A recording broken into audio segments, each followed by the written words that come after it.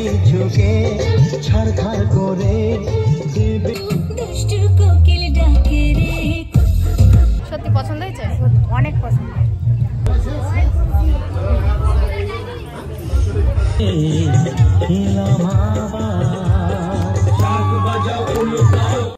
Hello everyone, আমরা আবার যাচ্ছি আজকে আমার ননদের রিসেপশন। তো সেখানে আমাকে সাজাতে হবে, প্লাস রিসেপশনের মজা তো আছেই। তো আমি আর আমার সোনাই বেরিয়ে পড়লাম।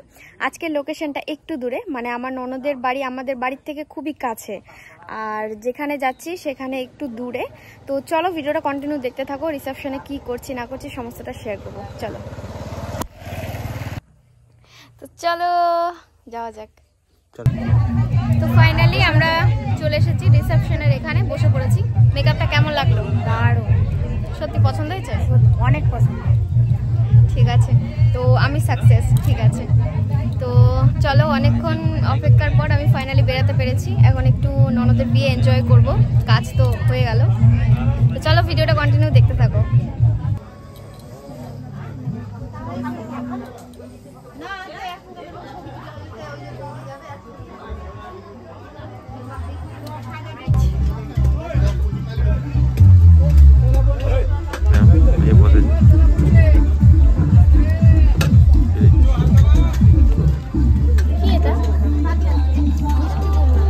এটা লাল কুমড়ার চপ।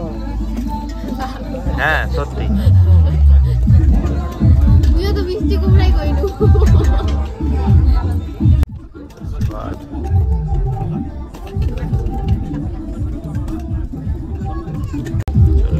ডাল আর সেই ঠান্ডা করছে, কিন্তু ঠান্ডাও পড়ে গেছে। ওই জন্য আমরা একটু বসে বসে একটু রেস্ট নিচ্ছি। যাই হোক, তারপর এখনো পর্যন্ত বউ ভাতের লোক আসেনি। তো বউ ভাত মানে আমরাও বউ ভাতের ওই দিককারই, মানে মেয়ের বাড়ির দিককার। তবে যেহেতু আমি সাজালাম সেই জন্য আগে চলে এসেছি। তো বউকে কেমন লাগলো, বউকে কেমন সাজিয়েছি অবশ্যই জানিও কিন্তু কমেন্টে। হ্যাঁ, বোনের বিয়ে এনজয় হলো? এনজয় হলো? এনজয় বলতে এখানে সবাই হচ্ছে না, কাউকে চিনতে পারছি না, তেমন ওই জন্য চুপচাপ বসে আছি। নাহলে ওকে আমার পাশে পাওয়া যেত না গাইস, আমার পাশে একদমই পাওয়া যেত না। শুধুমাত্র ও এসেই বরের সঙ্গে বসেছিল। এখন যেহেতু রিসেপশন চলছে, এখন যেহেতু মানে সব আত্মীয় স্বজন এসে আছে, তো বরের জন্য বিজি, তাই আমার পাশে বসে আছে। সেটা আমার ভাগ্য, ওর ইয়ে না, কিন্তু আমার ভাগ্যটা পাশে বসে আছে। তো গাইস, তো আজকের ব্লগটা কেমন লাগলো অবশ্যই কিন্তু কমেন্টে জানিও। এখনো বউ ভাতের লোক আসেনি, আসুক, সেটাও তোমাদের সঙ্গে শেয়ার করবো।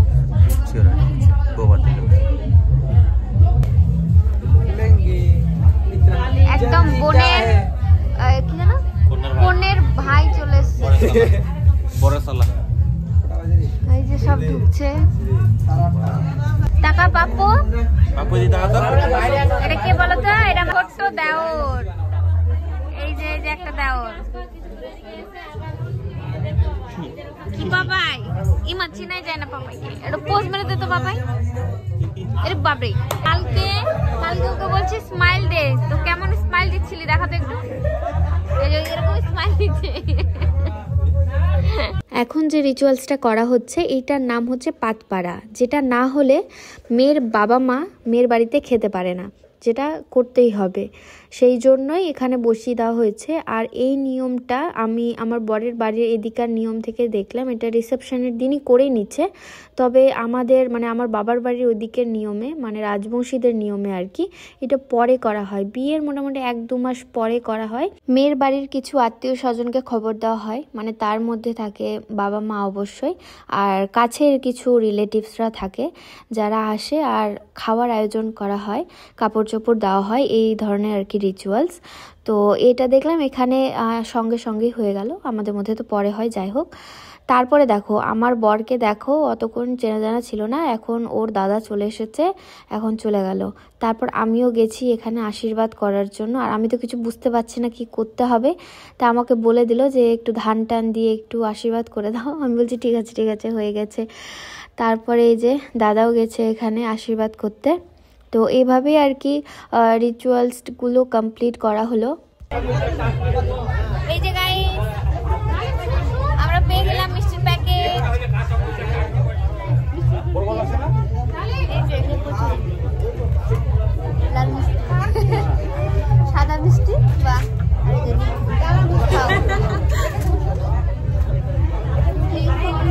এইদিকে ফটোশুট চলছে, এই যে ফটোগ্রাফার দাদা।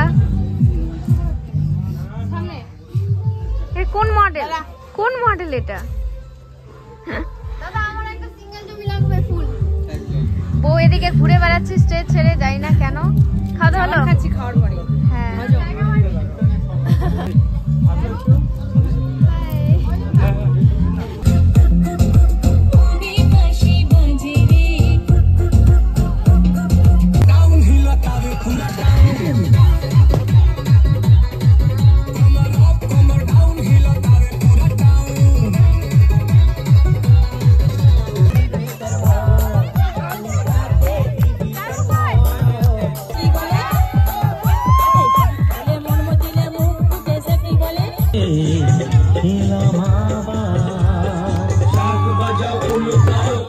সবকিছুকে ছাড়খাড় করে দেবে সেটা যখন ভালোবেসেছি, সাত পাখি বেঁধে নিয়ে যেতে এসেছি।